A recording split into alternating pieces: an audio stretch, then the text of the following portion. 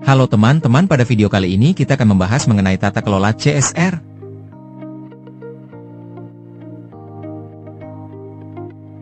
Dalam dunia bisnis, perusahaan seringkali fokus pada keuntungan dan pertumbuhan. Namun, penting untuk menyadari bahwa perusahaan tidak beroperasi dalam ruang hampa. Mereka memiliki dampak terhadap masyarakat dan lingkungan di sekitarnya. Bagaimana perusahaan merespon dan mengelola dampak tersebut menjadi faktor penting dalam keberhasilan jangka panjang. Definisi CSR, Corporate Social Responsibility, CSR, adalah konsep yang mendorong perusahaan untuk bertanggung jawab atas dampak sosial dan lingkungan dari kegiatan bisnisnya. CSR bukan hanya tentang memberikan sumbangan, tetapi juga tentang bagaimana perusahaan mengintegrasikan nilai-nilai sosial dan lingkungan ke dalam seluruh operasionalnya. Pentingnya tata kelola CSR. Tata kelola CSR yang baik dapat membantu perusahaan meningkatkan reputasi. 1. Persepsi publik. Tata kelola CSR yang baik akan menciptakan citra perusahaan yang positif di mata publik. Masyarakat akan melihat perusahaan sebagai entitas yang bertanggung jawab dan peduli terhadap lingkungan serta sosial. 2. Branding. CSR yang efektif dapat menjadi bagian integral dari branding perusahaan.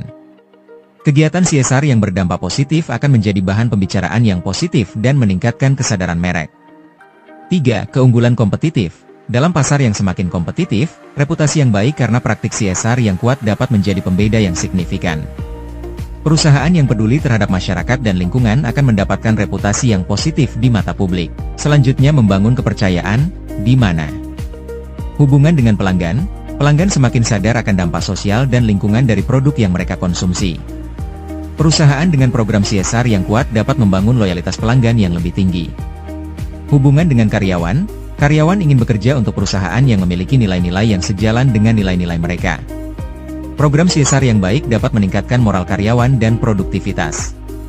Hubungan dengan komunitas. CSR dapat memperkuat hubungan antara perusahaan dengan komunitas di mana perusahaan beroperasi. Ini dapat mengurangi konflik dan meningkatkan dukungan masyarakat terhadap perusahaan. Hubungan dengan pemerintah. Pemerintah semakin memperhatikan peran perusahaan dalam pembangunan berkelanjutan. Selanjutnya, berkontribusi pada pembangunan berkelanjutan. Pengurangan dampak negatif.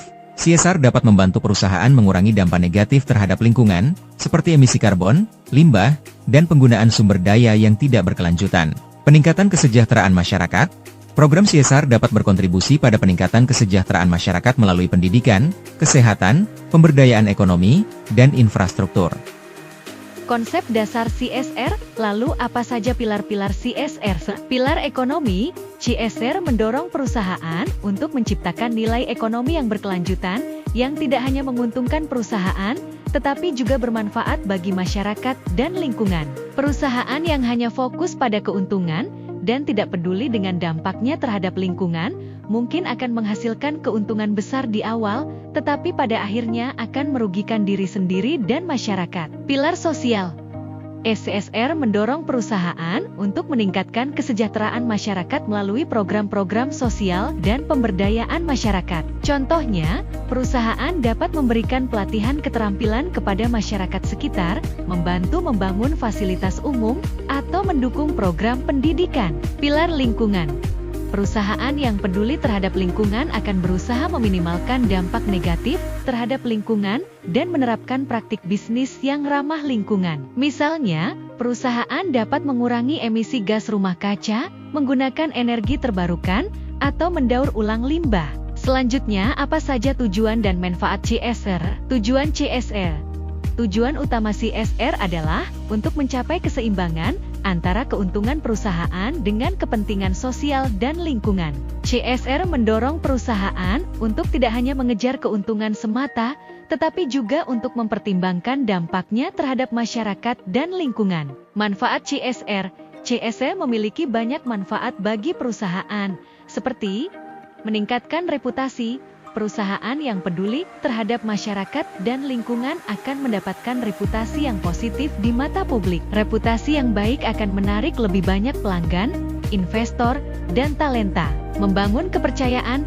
CSR dapat membangun kepercayaan dari stakeholders, seperti pelanggan, karyawan, dan investor. Kepercayaan ini akan membantu perusahaan untuk membangun hubungan yang kuat dan jangka panjang dengan stakeholders. Meningkatkan loyalitas pelanggan. Pelanggan cenderung lebih loyal terhadap perusahaan yang memiliki komitmen terhadap CSR. Pelanggan merasa bahwa perusahaan tersebut peduli terhadap mereka dan lingkungan, sehingga mereka lebih cenderung untuk membeli produk dan layanan dari perusahaan tersebut. Menarik investor. Investor cenderung lebih tertarik untuk berinvestasi pada perusahaan yang memiliki komitmen terhadap CSR. Investor melihat bahwa perusahaan tersebut memiliki nilai-nilai yang baik dan bertanggung jawab, sehingga mereka merasa lebih aman untuk berinvestasi pada perusahaan tersebut. 3. Tata kelola CSR. Komponen utama struktur organisasi CSR. 1. Kepala Departemen Divisi CSR. Tugas utama, merancang strategi CSR, mengalokasikan anggaran, memimpin tim, dan mewakili perusahaan dalam kegiatan CSR. Tanggung jawab, memastikan program CSR selaras dengan visi perusahaan, mengukur dampak sosial, dan membangun hubungan dengan pemangku kepentingan. 2. Tim pelaksana. Tugas utama, merencanakan dan melaksanakan program CSR di lapangan. Tanggung jawab, berkoordinasi dengan komunitas, mitra kerja, dan departemen lain, serta memastikan program berjalan sesuai rencana.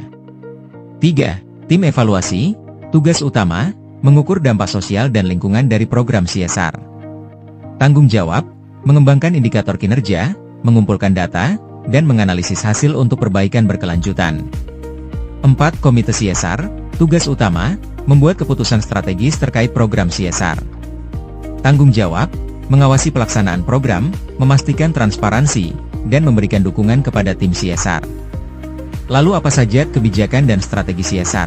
Kebijakan CSR merupakan landasan fundamental bagi perusahaan dalam menjalankan tanggung jawab sosialnya.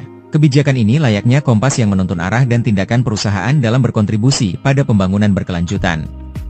Di dalamnya termaktub prinsip-prinsip dasar yang dianut perusahaan, tujuan jangka panjang yang ingin dicapai, serta ruang lingkup kegiatan CSR yang akan dilakukan. Sedangkan untuk strategi CSR merupakan terjemahan konkret dari kebijakan CSR ke dalam tindakan nyata. Strategi ini menyajikan rencana aksi yang detail, mulai dari pemilihan program-program CSR yang relevan dengan tujuan perusahaan dan kebutuhan masyarakat, penetapan target yang jelas dan terukur, hingga penentuan indikator kinerja untuk mengukur keberhasilan program. Peran pemangku kepentingan. Stakeholders adalah pihak-pihak yang memiliki kepentingan dalam perusahaan, seperti pelanggan. Pelanggan memiliki kepentingan untuk mendapatkan produk dan layanan yang berkualitas dan bertanggung jawab. Karyawan memiliki kepentingan untuk bekerja di lingkungan yang aman dan sehat. Komunitas memiliki kepentingan untuk mendapatkan manfaat dari program CSR perusahaan. Pemerintah memiliki kepentingan untuk memastikan perusahaan menjalankan bisnisnya sesuai dengan peraturan dan undang-undang. Investor memiliki kepentingan untuk mendapatkan keuntungan dari investasi mereka. Berikut contoh studi kasus yang ditemukan. 1. Contoh kasus penerapan CSR di PT Harapan Sawit Lestari. PT Sawit Lestari, sebuah perusahaan perkebunan kelapa sawit besar di Kalimantan Barat, tepatnya Kabupaten Ketapang. Perusahaan ini bergerak di bidang industri sawit, menghadapi sejumlah tantangan seperti konflik lahan, kerusakan lingkungan, dan rendahnya kesejahteraan masyarakat sekitar. Sebagai respon, perusahaan meluncurkan program CSR terintegrasi yang fokus pada pengembangan masyarakat, pendidikan, kesehatan, pemberdayaan ekonomi, pelestarian lingkungan, reboisasi, pengelolaan limbah, konservasi, dan tata kelola perusahaan yang baik, transparansi, dialog dengan stakeholder, penerapan standar internasional. Hasilnya, program ini berhasil meningkatkan kesejahteraan masyarakat, memperbaiki kondisi lingkungan, dan meningkatkan reputasi perusahaan, serta meningkatkan kepercayaan pelanggan perusahaan. 2. Contoh kasus penerapan CSR di PT Aneka Tambang di Kalimantan Barat dan tantangannya. Aneka Tambang adalah salah satu tambang emas yang berada di Tayan, Kabupaten Sanggau, Kalimantan Barat. Tambang ini dikelola oleh Unit Bisnis Pengelolaan UBP Bauksit Kalimantan Barat, sebuah perusahaan pertambangan emas di Kabupaten Sambas, Kalimantan Barat, menghadapi tantangan yang kompleks dalam mengimplementasikan program CSR. Selain kerusakan lingkungan yang diakibatkan oleh aktivitas pertambangan, konflik sosial dengan masyarakat lokal juga menjadi masalah utama. Program CSR yang dilaksanakan, seperti rehabilitasi lingkungan dan pemberdayaan masyarakat, seringkali terkendala oleh biaya yang tinggi, perubahan kebijakan pemerintah, dan kurangnya partisipasi masyarakat. Tantangan lain yang umum dihadapi perusahaan di Kalimantan Barat adalah keragaman budaya dan sosial masyarakat, keterbatasan infrastruktur, dan kurangnya koordinasi antar pemangku kepentingan. Kesimpulan, Corporate Social Responsibility (CSRE) adalah komitmen perusahaan untuk berkontribusi secara positif terhadap masyarakat dan lingkungan sekitar. Konsep CSR melampaui kewajiban hukum semata, melainkan mencakup upaya perusahaan untuk menciptakan nilai tambah bagi seluruh pemangku kepentingan, termasuk karyawan, pelanggan, masyarakat, dan lingkungan. Pelaksanaan CSR melibatkan berbagai aktivitas seperti program sosial, pelestarian lingkungan, dan tata kelola perusahaan yang baik. Tujuan utama CSR adalah mencapai keseimbangan antara pertumbuhan ekonomi, sosial, dan lingkungan, serta membangun reputasi positif perusahaan. Meskipun demikian, implementasi CSR seringkali dihadapkan pada berbagai tantangan, seperti perbedaan budaya, keterbatasan sumber daya, dan kompleksitas masalah sosial.